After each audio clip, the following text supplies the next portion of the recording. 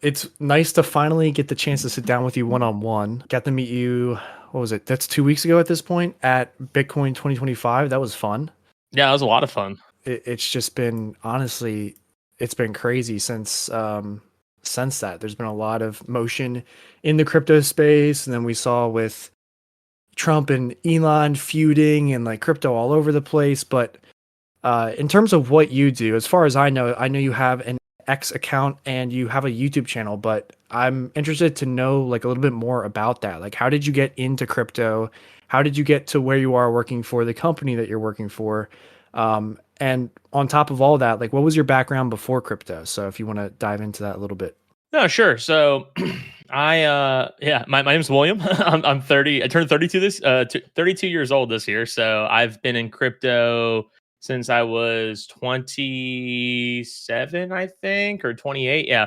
I got in right around like I knew of Bitcoin and Ethereum back in the day. I didn't really do anything with it, but I got in right around like 2020. So, but before that, I what was it? I'm trying to think. I'm like trying to go through my life now, like the Rolodex of my life. It's tough, man. I know, right? So I got out of high school. I moved up to Tallahassee, where I am now, Tallahassee, Florida. In 2014, I went to college, kind of screwed around and just like worked a couple full time jobs. Didn't really do anything really until around 2016, 2017, I would say. That's when I really got into finance. So I got into trading. I downloaded Robinhood. It became really popular.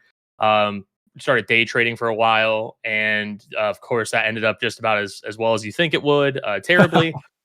Did that for like 3 years. Kept like really failing, trying to figure out how to like work this whole trading thing.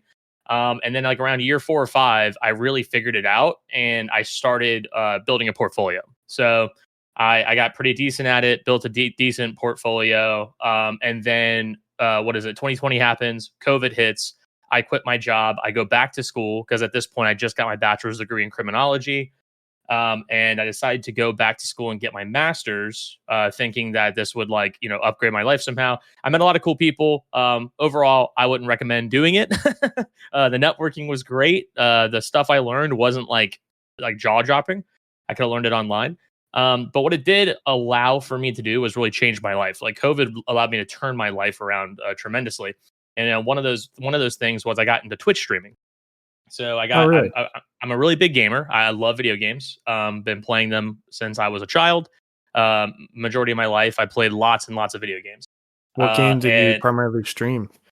Oh, when I streamed, was a lot of Call of Duty. I was really big into first person Oh, shooters. I still nice. kind of am. I did a lot of Warzone because that came out around that time. I did lots of Warzone with some friends of mine. It was a lot of fun. But I met a lot of really cool people through Twitch, and two of these people happen to be musicians, and their names are Mela and Buck, and their boyfriend girlfriend. Well, they're engaged now, getting married soon. Awesome, congrats to you too. But by then they were just two musicians who would stream their music. They would just play live shows on Twitch. And or one day I was in their chat, I was in their stream, and they had just got raided. And mind you, at this point, I'm still trading here and there, but I'm not like really into crypto. I know what Bitcoin is, I know what Ethereum is, but I didn't really understand them. And so at this point in my life, I was still just trading stocks and like kind of managing a fully stock and like kind of portfolio there. But at this point, I was watching Mela and Buck, do their usual nightly stream, and they get raided by this gentleman named Kobe. I don't know if you know who Kobe is. He's a really big personality on Twitter. That sounds familiar. Yeah, he's kind of like a shit poster on Twitter. But he's a very, very Okay, large account on Twitter. And he was like a really big Ethereum bull back in the day and made a lot of money on it. interesting. Yeah. So his whole pastime on Twitch during this like COVID time was to basically raid random musicians like Twitch channels with his followers. And so my friends had typically had like an audience of 30 to 60, and he raided, and now they had 6,000 people watching them live. Wow. And yeah, and they were freaking out. And what Kobe's audience decided to do was get them to download MetaMask because they're all into crypto. Wow. And so I'm watching my friend download MetaMask, and I have no idea what MetaMask is, mind you. I'm like brand new. I just know of crypto. I don't really know about crypto at Yeah. this point in my life. And all of a sudden, they get donated $250,000 Oh through the my course of the god. stream. Yeah, live on stream. Like my friends are crying and everyone's like, what's your wallet address? I want to send you money. And people just sent them a ton of tokens. And so my friends, like, I got to watch this live and it was so cool. And I was like so bewildered and it was really magical. It was a magical moment for me because I was like, wow, like, so this is the power of crypto. I was like, this is like you can send capital to people like instantaneously. Yeah. And it just like finally clicked for me and this light bulb turned on and I said, what is this crypto thing? I got to get in. And so I downloaded MetaMask. I got into the whole NFT craze. I met a lot of different communities, tried to really find my footing for about a year or two. Then we had the crazy bear market and I had to really reevaluate my priorities. And so I was like, okay, well, do I want to keep doing this crypto thing or do I want to is there like a real use case for this stuff? And then all of a sudden, I discovered DPINs. I discovered real world assets. I discovered those two things. And I was like, wait a minute, like, this makes a lot of sense. This is a real use case for this technology. And then I learned more about stable coins, of course. I learned more about just like what makes Bitcoin truly special and yada, yada, yada, and so on and so forth. And I really fell in love with this part of the sector. I just became enthralled with like educating people about DPINs and like helping them understand what this is. So that's pretty much kind of where I started and how I got to where I am now. Yeah, and currently what I do is I try to make a bunch of educational content about DPINs, about tokenized assets. I try to make educational content about finance as well, investing. I do that on my YouTube and TikTok primarily now. But I on my Twitter, I make like edutainment videos, I call them, about DPINs and tokenized assets. That's pretty much what I primarily do. And then on the side, I run a DPIN deployment business. So I have Helium hotspots deployed as well as some GeoNets. And then and then the third thing I do is a Spaces host for Wolf Financial. So I host Twitter Spaces with Wolf Financial. So that's pretty much how I got to what in the crypto, where I started from, and where I'm at now. So I'm interested to hear more about Wolf Financial, but one thing I thought was interesting that you mentioned about DeepIn and getting into DeepIn. I'm noticing that everyone in the crypto space that is involved in DeepIn, it's almost as if we found it accidentally. It's different than the traditional like finding Bitcoin. Although most people that get into crypto get into it by word of mouth. You saw firsthand experience with your friends that got donated that large amount of capital, and that kind of sent you down this slippery slope of cryptocurrency. And then on top of that, it's like DeepIn is another road on this journey that a lot of us have fallen into, especially all the people probably watching this, all the people that I interact with usually on a daily basis, they're mostly DeepIn people. And it's this idea of finding a use case for something that, like, let's say I were to talk to somebody that is so anti-crypto, you can explain DeepIn to them, and for most people, they actually understand it, which I really like about that. It definitely is changing the landscape of the whole thing. So I'm interested to hear more about Wolf Financial, because I didn't know that you worked for them until I met you in Vegas. So I'm curious how that whole thing went down. Honestly, it was thanks to DPINs. So I became kind of a voice in the DPIN space accidentally. I didn't mean to be this person, I guess you could say. I just felt there was a need. There was this need inside of me that sorry, not inside of me, but this need I saw in the market of education, of understanding what this thing is. And there wasn't anyone doing it. There wasn't a lot of people making content about DPINs. And so I was like, wait a minute, like I need to start, shouting from the heavens what this thing is. And so I got in a lot of Twitter spaces. I kept talking about DPINs there with a lot of the crypto DJing crowd, and they started kind of understanding. And because of Twitter spaces, Wolf Financial found me when they were trying to build out their Wolf crypto wing. And they said, hey, we have a couple of, DPIN clients that we're working with. We would love it if you became a Spaces host. They liked how I handled myself on the stage. They liked how, and I'm quoting them here, but they said that they liked how joyous I was, knowledgeable, and professional simultaneously. They're like, hey, like you're just degen enough to have fun, but you're also someone who carries himself very professionally and also knows what they're talking about. And I was like, and they're like, oh, that's really rare to find, so we want to work with you. And I said, heck yeah. So yeah, here I am. I do 2 spaces with them. I host the Daba Network space every Wednesday at 3 p.m. And then I host the Flux space with them on Thursdays at 11 a.m. And those are the two things I knew now. So they just found me through Twitter Spaces. Like we wanted to kind of get this thing going and figure out what we could do with DePIN Twitter Spaces, and here we are. Yeah. I think X has been a pivotal platform for DePIN over these past couple of months. Pretty much since Elon bought it and introduced Spaces and all of this stuff, it has really shaped into this. It goes anywhere from being a complete DGen platform to one of the most educational tools out there. Like it's incredible. And the fact that you're having these spaces that most people probably haven't even heard about, but they are really educational, and I would definitely suggest you guys check them out. Is that Eastern time the times you're talking about? Yes, Eastern time. Yep. Wednesday, 3 p.m. Eastern, Thursday, 11 a.m. Eastern. Okay. So I'm curious with working with Wolf, would I call them Wolf Financial or Wolf Crypto at this point? So Wolf Financial is the parent company, and Wolf Financial, what they primarily do is work with TradFi institutions. Okay. Like they're like the number one marketing firm for TradFi. So the people who don't understand what TradFi is, traditional finance is kind of like the short acronym for it. So anything like like institutions who are IPOing on Wall Street and such, like they'll work with them. Or even like ETF product offerings. Like I know they have some spaces with YieldMax. I don't know if you know YieldMax is, but they sounds familiar. Yep. Yeah, they have a lot of ETFs on the market, like the Misty ETF. Yes. So they have all of that. So they work with them on spaces right now. So they're pretty much like number one marketing firm for TradFi, for a lot of the Wall Street institutions, which is awesome. But they wanted to branch out into more crypto stuff because they cover Bitcoin on that channel, but they don't really cover a lot of crypto stuff. And so they decided to break up the Wolf brand into different sectors. So they have Wolf Sports, they have Wolf Trading, which focuses on trading a lot, and they have live trading spaces. And then they have Wolf Crypto, which talks about pretty much everything Bitcoin, DePIN, tokenized assets, DeFi, you name it.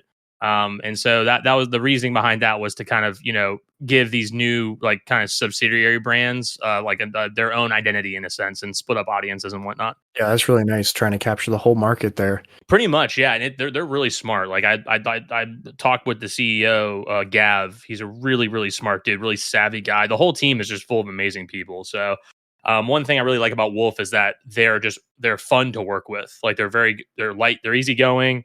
We jab at each other. We're always joking around.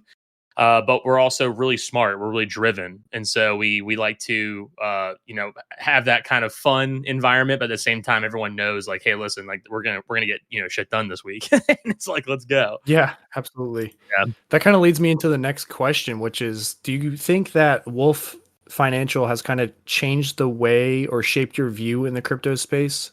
Yes and no. I think Wolf Financial itself has given me a really cool, or has given everyone really a really cool microscope into a lot of these TradFi institutions, because I feel like a lot of traditional financial institutions, you don't really know who's running the show. Like you don't really get connected to quote founders, you don't get connected to CEOs or executives really, because you don't know who they are. They're not talking a lot on socials. And so what I like that Wolf Financial does is they get these people in the spotlight, like in the limelight, and you can get to know them more, like the team behind these companies. And that's the Wolf Financial kind of effect, I call it right now. Because in crypto, we're used to it. We're used to knowing the founders. We're used to talking to Mike Horton from GeoNet. We're used to talking to Amir from Helium. And because they're always on socials, they're kind of born here on Twitter. Whereas TradFi is kind of like looking at Twitter and saying, "Oh, that's neat." Like they weren't born here though.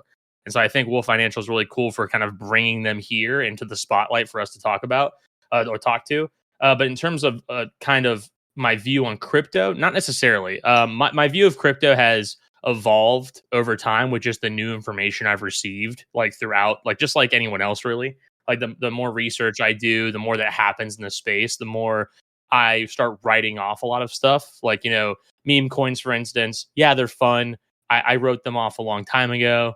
NFTs as well. NFTs, I think they have a place in society. I think they're going to be used in certain technologies, but not the way we think they are. Because a lot of these NFTs back in the day, they tried to build a brand, and building a brand is very hard. Building a brand new IP is extremely hard. And so, yeah, you get the Pudgy Penguins, and yeah, you get the Azukis, but I would say, one, they worked really hard to do that, but two, there is a luck factor in there that they really took off and became their own IP, and that's why they're successful. Whereas 99% of NFTs aren't really anything anymore, and so that's I don't know. I would say my view of crypto has changed with time more so than what Wolf has produced, but I do like that Wolf Financial as changing TradFi in a sense. Yeah, I agree. That is a very good. They're kind of bridging the gap between crypto and DeFi and everything with TradFi with bringing those CEOs on, and it gives them more of a. They might not even realize that how much it's actually helping their company for like the younger generation, because this is how we function. Like we like to see the face behind the company. We don't like all these closed doors. And I think just bringing them out, seeing what they're capable of, it's definitely a step in the right direction. And I also agree with what you were saying about just time in the space has changed how you feel about things. I completely agree with that. I remember when I first got into things back in 2017, 2016, I was looking at probably on maybe Cointelegraph or some site that might not even be up right now, basically like price estimations, like, oh, Bitcoin's going to hit 250,000 by 2025. Litecoin's going to hit, 10,000. And you kind of learn quickly once you're in this space that a lot of these articles and a lot of things that you see people posting is mostly just clickbait. It's the same as you would see with YouTube back when clickbait was just huge in the early days of YouTube. It's kind of found its way into crypto and it's slowly disappearing, but there's definitely just a lot of content out there that's just like fluff. Like it's not actually anything educational. Yeah, and I feel like that's just the power of social media. Yeah. Like you're gonna have lots of people post things they don't understand or don't know about, or like I see DePIN posts all the time that are like, "Oh, look, I make $300 a week using grass," and I'm like, "Bro, that's a lie. Stop posting that. Like, what are you talking about?" Impossible. Yeah, exactly. And unless you have like and Grass is insane a whole referrals. situation. They're like withholding their airdrops, but Yeah, exactly. We'll So stay out of that right. for now. So you got into crypto in early 2020. I'm curious to know, are you willing to share one of your mistakes that you made? Because I know I got quite a few of them, but one of the biggest mistakes you made and what did you learn from it? The biggest mistake I made in crypto was believing in a lot of the hype around certain things because it was a fancy, shiny new thing, this new technology. And so when I heard of a new DeFi protocol or of a new NFT collection promising, XYZ, I would quickly jump on board and go, "Oh wow, this is gonna be the next new thing. Holy crap, I'm so bullish," without really asking the counter arguments like I normally would. Because in stock trading, like there's a lot of, you get a lot of news coming at you, and so you like what I would used to do is I would like decipher, okay, this company they make X amount of revenue, or like or oh, like I would look at the charts and say, okay, like here's a reason I would trade it, here's a reason I wouldn't. But I threw that out when I got into crypto because I got so excited with the tech, and I was like, "Oh, look at this! I discovered this cool thing that like not a lot of people know about. Oh my goodness, the opportunity is huge." And so I would say, yeah, the biggest mistake I made was rushing in without asking questions, like honest questions and being honest with myself. Which when the bear market hit, the 2021 bear market, 2022 bear market, I it definitely it whooped my butt. Let's just say it made me sit back and realize, oh wait a minute, like maybe I should be asking these questions. And I started doing that, and that's when I discovered tokenized assets and DePIN, which was great. But I feel like everyone kind of falls on their face at some point, and it's all about how you kind of learn from it and get back up. And so I was thankful enough to not leave the space and just kind of reassess and reevaluate and come back to it with an actually stronger conviction than I had before. 100% I agree. I think I had a very similar experience. I got into a bunch of the EVMs when I guess it was BNB became big, and then Avalanche, Polygon, Phantom. There was just a ton of them, and basically I wanted to go on the exchanges like PancakeSwap that was blown up and just kind of get on an exchange from every single EVM, every single coin, and own a token from that decentralized exchange or whatever you may call it, a DEX. And that was definitely a big mistake for me, 100%. And I know it's tough for most people to accept defeat and actually pick themselves back up. And I think that's one of the main reasons why we're still here. I have friends that got into Helium and they ended up losing some money or They didn't sell when helium was like $50 and they're upset about it, and they just kind of gave up on crypto. And it sucks to see, because if they would have stayed in the space at the same time as I have, as long as I have, they would have been in a much better position. But you obviously can't see in the future, so it's one of those things where you just kind of live and learn. Well, yeah, they can't see the forest from the trees, you know, that's the one thing I understand. I love about DPIN so much is that when you truly understand it, or even Bitcoin, like when you truly get it, when you truly understand why this tech is so fascinating, when you understand money and when you understand technology like this, like it really starts clicking, you know, and it's almost like when people make fun of stable coins. People make fun of like the fact that, oh yeah, stable coins, like they're not so fantastical, but it really is one of like the best products that crypto's ever come up with outside of DPINs. Yeah, and Stable especially with coins that Circle are IPO. yeah, exactly, right. And like you're seeing the demand for it in real time thanks to Circle IPOing and having an amazingly successful IPO. And so like stable coins inherent into themselves are just fantastic vehicles for capital velocity. Like they make money better, essentially. They make the US dollar more effective. And when people understand that, they say, oh wow, like this truly has a use case. And they look at, everything that it affects as opposed to just looking at number go up, number go down. We could definitely have a whole podcast episode on stablecoins, because I know a lot of people would actually be interested in hearing about why. Like, I have friends that are asking, why would I pick a stablecoin over just cash? And there's so many reasons I can get into to explain it, but maybe we can put a pin in that and save that for a future episode if you like. I'd be more than happy to, yeah. Awesome. So moving forward, just trying to keep the ball rolling here. What trends or shifts in the crypto space are you most excited about right now? And I think I already know the answer to that, but how do you see the industry evolving in the next 5 to 10 years? I think nobody would have expected 5 years ago to be where we are at today. So, I mean, give me your bullish case and your bearish case. Bullish case, I foresee in the next 5 to 10 years that the industry is more legitimized. We see a lot more institutions knowingly, publicly adopt crypto, and they are, they start touting crypto. Essentially, they start saying, "Oh, look at us! We have crypto technology. We have blockchain technology. We have quicker transactions. We have quicker settlement times. We have cheaper transactions, cheaper, wire times, essentially." And that's where we're gonna start seeing it in the banks. We're gonna start seeing in traditional finance. We're gonna start seeing it everywhere. Essentially, it's gonna become a part of everyday life. It's gonna be totally normal. Stable coins will become the de facto US dollar at that point. And it's all gonna be hunky dory, right? That's my bullish case. That's my hope, at least, right? And I think that, obviously bear case, like none of that happens. We have this meme coin casino like trend continue onward, and we see this industry kind of for lack of a better word, just be taken lightly and looked at as a joke. Like people will just look at us as a joke still and say, oh, that's a casino, that's all scams, yada yada yada. I think the right answer is somewhere in the middle. I've said this before, but I think we talked about it in Vegas, but I foresee crypto and blockchain becoming more like JavaScript than anything else. Like I think that it becomes an everyday part of life, whereas people interact with crypto every day, but they don't really think about it because it's all in the background. And they just say, oh, like, I'm on a website, I'm logging onto an app, I'm logging onto a website that's all powered by JavaScript and React, but they don't think about it like that. They don't say, oh, I'm going on my Google Chrome, which is powered by this. Like they don't, yeah, exactly. Like you just want to use an app that works, right, as a person.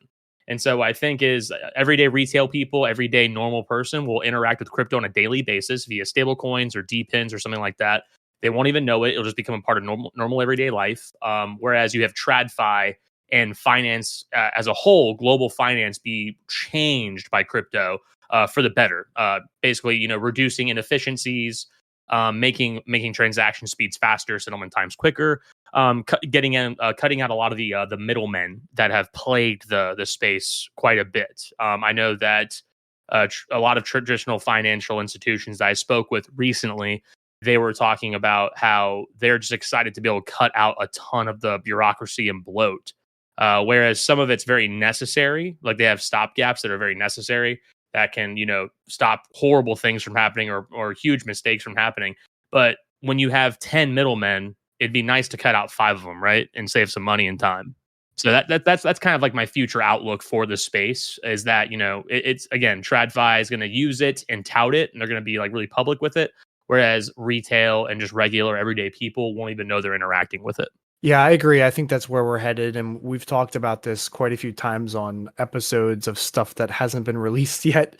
But I totally agree. And I think honestly, even your bearish case is seeing it seems less and less likely that that's actually going to happen because I would arguably compare the meme coin phase right now to the NFT phase and how it kind of just went away after a little bit. It is still around here and there, but it definitely doesn't have the impact that it does now that it did back then. And I really hope that is the case because I think meme coins, while they are good, they're fun. It gets a lot of people into crypto that probably wouldn't be in it before because it's kind of like gambling and a lot of people like doing that. It does have a lot of downfalls. It does hinder the space. It does make the space seem less legitimate. So I really hope that stuff kind of starts to fade away. And I think we kind of hit the peak of that. I haven't been seeing as many meme coin stuff as I have probably in like January, February, or maybe even November. But it's definitely still very apparent. That's the nice thing about our space is that we move so fast. Like we move very, very fast. We go through cycles and we say, oh, this works, this works, this works. Oh, it doesn't work anymore. All right, move on. Like, you know, it's just that's one thing I do appreciate about how fast we move compared to the rest of the world because we just go through it, man. We munch and eat a bunch of information and we like, you know, we sit on it for like a month and then like obviously as you know, a month in crypto is like years, it feels like. Yes, it is rapid acceleration. Yeah, It's yeah, crazy. exactly. So it allows us to like test out new ideas, and like if they're bad, they will quickly fade. If they're good, they will last and stick around. I think also the nice thing about crypto is there's no country lines that kind of separate us. Yes, there are certain laws within each countries, but it's like we're all kind of working together as an entire world to build something great. And it's all in the interest of just like evolving as a people. So I'm curious because now we're starting to see a lot of people in DC lobbying for crypto and trying to get all these bills passed. What do you think some of the biggest challenges facing the crypto industry are today? And how do you see these challenges being overcome? I guess you kind of already answered this with the meme coins, but do you have anything else that you think is worthy of mentioning? Yeah, I think crypto still has a huge perception issue. I know you, me, and Brad discussed this about that article, Yes. recent article, and it's so super accurate. There's a huge perception issue still, whereas we're not seen as legitimate. And so when you are operating a crypto business, it's really hard to get customers or do business with other people who aren't in crypto because they don't understand it and they're very scared about what they don't understand. People are fearful of what they don't understand. And so, you know, as a deep end deployer, you, me, and Brad and Tyler and everyone else, Suburban Crypto and such, we have to go and talk to regular everyday people all the time. And it's really hard when you bring up the token, when the token talk finally comes up. I call it the token talk, you know, like, oh, the birds and the bees. The token talk comes up, and then they start saying, "Wait, token? What do you mean token?" And they get like kind of confused. They just shut down. Yeah, Yep. exactly. And so it's there's a huge disconnect with the value that like especially we in Depins are offering, like the value play and kind of this infrastructure we're building out, and what crypto is. And so I think, you know, down the road that roadblock hopefully becomes a bit less of a hurdle after we start separating DPIN from crypto, what crypto is known as, or the entire perception issue of crypto starts fading or starts changing to be more positive. So I think that's the biggest hurdle we're facing right now. Regulation wise, I mean, we're looking good. This current administration is very favorable. We have several bills in the works that I hope, you know, pass. We're seeing strategic reserves for Bitcoin pass left and right. And so I feel like, you know, everything's looking up on that front. And institutions are finally in. They understand, you know, that the permanent bid for Bitcoin has been established by BlackRock, you know, and all these other companies. So Bitcoin below $60,000 is probably never going to happen again because of them. And so Yeah, it's crazy that yeah. that is a sentence that can be said. Yeah, exactly, right. And it's wild to think about, but yeah, we have the institutions on board, we have the government on board, we just don't have the people on board. And so the rest of culture, the rest of society, that is just so against this technology still because they're very scared of it. They don't understand it. And honestly, I think that stems from a lack of understanding of finance and understanding of money and velocity of money and global liquidity and global access to money and sending funds abroad and yada. And like people don't understand all that stuff. And so they're very scared of that because they just think of money as, oh, it's in my bank account. I earn a paycheck every 2 weeks, and yeah, it's you can't tell them, hey, you can own your own money. Like you can own your own finances in a crypto wallet. You don't have to have a bank anymore. And Yeah, and yeah, a lot of these people don't even know how to pay their own credit card. exactly. So how are you going to tell them how to use a blockchain or how to like, that crypto is good for them when they can't pay off their own credit cards and they're drowning in a ton of debt, right? So I think there's a huge perception issue because people have a lack of understanding of money, finance, etc. But also just, like that kind of leads into crypto, of course. So that's the hurdle I think we have to get over is the perception issue.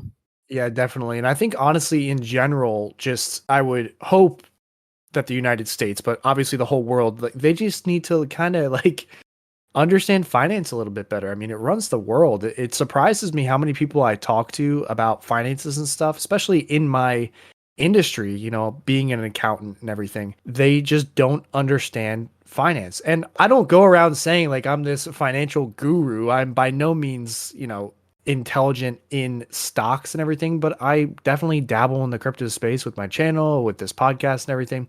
And it's still just like it's frightening kind of to see these people that just don't really care about finances. Like they'll keep their money in a checking account that doesn't even earn interest. And with the inflation rates the way they are right now, you're rapidly losing money. Or they'll keep it in a savings account that has like 0.1% interest. And I talk to them. I'm like, what are you doing? So that stems from like a lack of, so again, it's a perception issue, but it's also it's a lack of understanding of money, like we talked about. But the second part, and I feel very strongly about this because I've lived amongst a lot of these people my whole life. Like I come from a very, I would say my childhood was not the greatest. I come from a very, I would say poor background initially. And I grew up around a lot of these people, and I still am friends with a lot of these people. And a lot of it stems from hopelessness. It is a one, you don't understand money, and two, you're not incentivized to because you're drowning in despair. Like you are poor, there's no way out, you don't see a way out, and so what do? You distract yourself with entertainment and drugs and whatnot, and just like going out and just like trying to keep your mind occupied long enough to just make it to like the end of your life, as Or to the depressing next as that paycheck. sounds. Exactly. Yeah. And it is just, it sucks to see because I try to educate these people constantly and they don't care. They just do not. They are so despondent that they don't see a way out. And like I saw Alex Finn's tweet recently about like, oh, if you don't learn AI skills, you're going to get left behind. And I said, Alex, good luck, teaching AI to the South Georgia, blue collar worker. And he's like, well, what do you mean? I'm like, dude, they don't care about this stuff. They don't trust it. They don't trust any of this. Like they literally, they want to go have beers with the boys on Friday night and they want to drive their tractors throughout the week and they just want to like hang out with their boys and like that, and they want to work outside and they don't want to do anything else. And he's like, well, that doesn't make any sense. And I'm like, well, no, of course it does. Like you have to live with these people to understand them. Like it makes so much sense. It's the culture they're ingrained in. Yeah, so they're not. They think everything's a scam. It's all a cult or it's all like a conspiracy, and they're just going to sit there and do that. They're going to sit there and blame it on the government and the world as opposed to learning this stuff themselves because that's just who they are, unfortunately. So yeah, I mean it sucks to see, certainly. Yeah, especially with people that you love and care about. It's but crypto aside, just like finances in general. Me being as young as I am, even though I am getting older every 14. day. You're 14, right? No, but I mean, I started this space. I started in this space when I was 17, and now I'm 25. So it's That's so been crazy. quite a long. Yeah, I know. You're such a baby. Been quite a long journey. And have your knees started hurting yet? Yeah, actually, I think I might have torn a ligament in my leg, but that was for athletic reasons. And I never really got it checked out. It definitely hurts when I sit on planes and whatnot. So let's shift to a positive note because that kind of got a little dark there for a second. Yeah. I'm curious to know with Wolf Crypto, Wolf Financial, or just you, is there anything new or exciting that you are working on that you'd like to share? Yeah, I mean, me personally, I have been cranking out a bunch of new kind of options trading content, as well as some Bitcoin and crypto content on TikTok, as well as YouTube. Started cranking out shorts just because I figured, why not? I'm already making video content for Twitter, and started cranking out those, and those seem to be doing fairly well, picking up traction. I like educating people, giving them pointers and tips. So that's been nice. On Twitter, on the Twitter front, I've been pushing out more and more content around D-Pins. Again, just consistently trying to entertain and educate on there. And so yeah, just been doing lots of stuff there. More and more videos are coming out on my YouTube and my TikTok, no, not my TikTok, sorry, my Twitter this week and next, as well as, hopefully, far into the future, trying to stay very, very consistent on that. Yeah, I have several more ambassadorships I just signed on with. So I'm an ambassador, a brand ambassador for several companies as well. So I'm a brand ambassador for Ado, Daba Network, Peak, a number of D-Pins. Besides the Wolf, Spaces hosting. On the Wolf front, we might be getting I can't say too much, but there might be a show coming out soon revolving around crypto that I may be hosting. I may be hosting That'll be exciting. the Spaces show. Yeah, the Spaces for crypto. I guess I don't know all the details. We're talking to several clients right now. Yeah, But I may be hosting some form of a show in the near future. that is very exciting. I actually have a question. This is kind of like maybe the last one on my list, but I'll pivot back because I just remembered when we were in Vegas and you were talking to Brad, Deep in Connection. You just started talking about all of these projects, even with your friend Andy, that I have never heard about. And they're deep in projects. So I'm curious to know, where do you find this information? How do you stay informed and up to date with all of these deep in projects?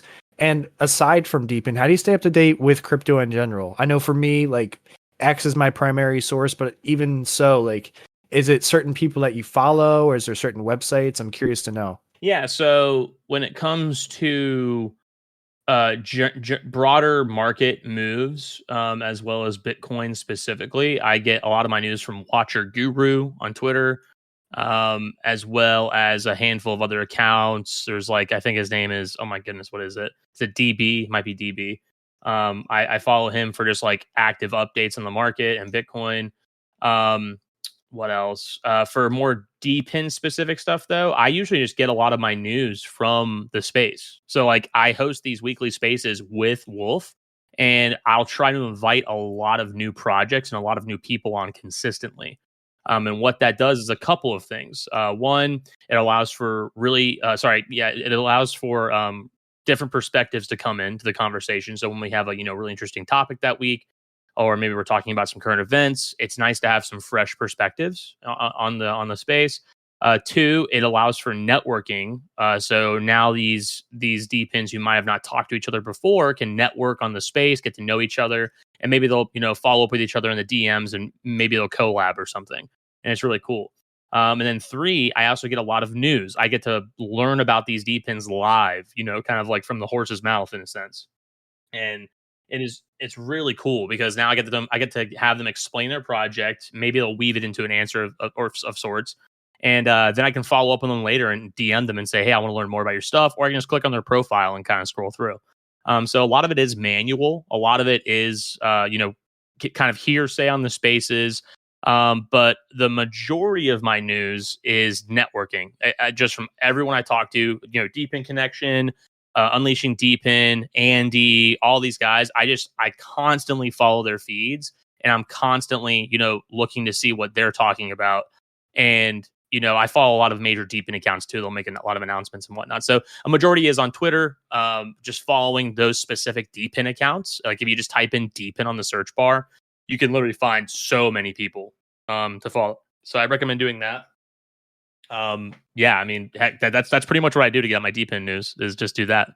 Yeah, I'm kind of a bot on X. I don't know how to use it very well. You definitely taught me how to make better posts, and since then, stuff has been absolutely blowing up. I got one of my posts retweeted by Tyler Winklevoss, which was pretty insane. Oh, really? Yeah. It was a Gemini post. And it got let's see how many views it got. It got 40, no, sorry. It got 26,000 views because he retweeted Dude, it. that's It was, awesome. yes, it was very awesome. Happy to help you out. Heck yeah, dude. I'm curious, do you know how to use on the home screen of X? Somebody added me to it's kind of like a folder, and they added a bunch of um DPIN projects or mining projects to this, and then it's on my home screen. It's like one of the tabs I can pick. I think that would be honestly be like a really good idea. If you haven't done it yet, maybe we could build something like that and share it with people, because I think that would be very helpful for the space. I don't know if you know what I'm talking about. Like an aggregator of sorts. Like I guess so. Yeah. you should check out Tyler Yeah. just built DPIN Pulse. So Unleashing DPIN just came up with this thing called DPIN Pulse. It is like they're still working on it right now. It's publicly available though. You can access the website. And you can look at like DPIN earnings on there. They've incorporated DPIN Ninja into it, so they'll have all the revenue and earnings for every DPIN project listed on there.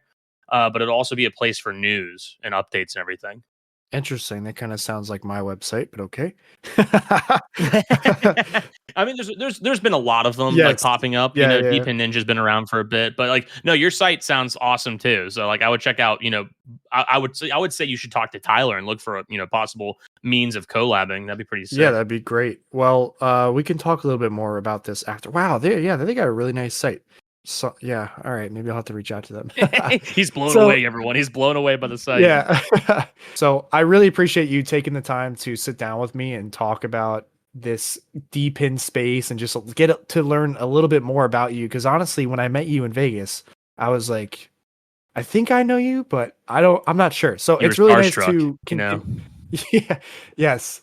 It's really has been nice to get to know you over the past 2 weeks, and I'm excited to continue. I guess I don't know. Are we friends at this point? I think so, Chris. I think so. I like to jab at my friends. I've been jabbing at you a lot, so I think we are friends. Oh, I can take it. It's fine. Yeah. So I'll definitely put all your socials in the description below. Is there anything else you'd like to say before we wrap this up? Nothing crazy. Just if you are someone who's curious about kind of dipping your toe in and understanding this technology, by all means, follow Chris here and follow a lot of other people in the space. Like there's just so many smart people in here.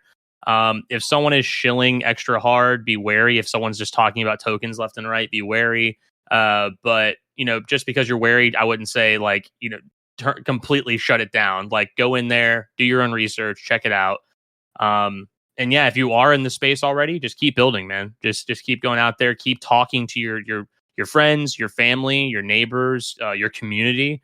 Talk to your legislators, like because a lot of people still don't understand this stuff, and you'd be amazed, man. Like I talked to the Florida Senate recently, like a lot of the legislators of the Florida Capitol here, and all of them, pretty much most of them, had no idea about crypto or anything like that. They just don't understand it at all. And they're making rules about this stuff. So it really helps to just go out there and be a go-getter and just talk to your local legislators, talk to your community, educate them, and then get involved. It's an exciting time, man.